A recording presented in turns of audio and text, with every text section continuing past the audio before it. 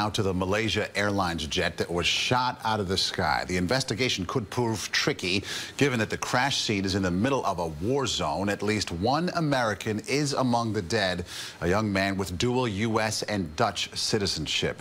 Also killed was a prominent AIDS researcher who was part of a group heading to a medical conference. CBS 2's Dick Brennan live now at the United Nations with more on the U.S. response to this apparent act of terror. Dick? Well, Maurice, there has been reaction here at the United Nations, but let's get to the more important issue. What's going on inside Ukraine? There are some real questions as to what's happening at the crime scene, the crash scene where so many people died.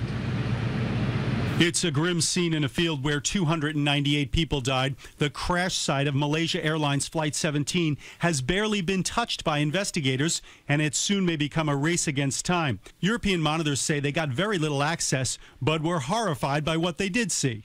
What we observed were already bodies starting to partially decompose in the hot sun. The crash area is very, very big, but we were only given a very small area to actually monitor.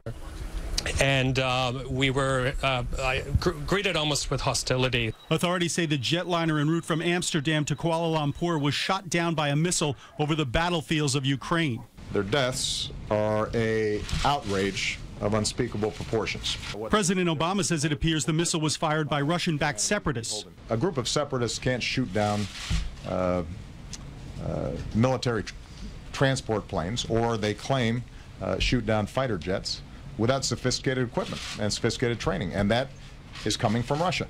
Russia blames Ukraine, but the Ukrainian president claims it intercepted a phone conversation in which the rebel commander admits shooting down the plane. That recording has not yet been verified. The victims come from nearly a dozen nations. At least one American on board, Quinn Lucas Shansman, had dual Dutch and U.S. citizenship and lived in Amsterdam. Then there was Carleen Keitzer, 25 years old, from Amsterdam, a doctoral student at Indiana University. For families of the victims, it's a day of horror and dread.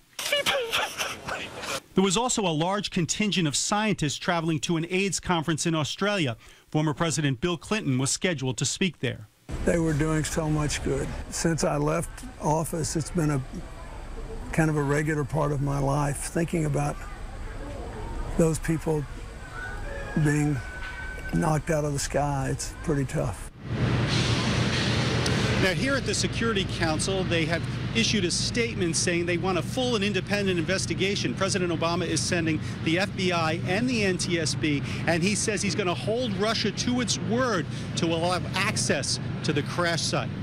We're live at the UN. Dick Brennan, CBS 2 News. Dick, thank you. And stay with CBS 2 for new information on the crash investigation and get updates anytime at cbsnewyork.com.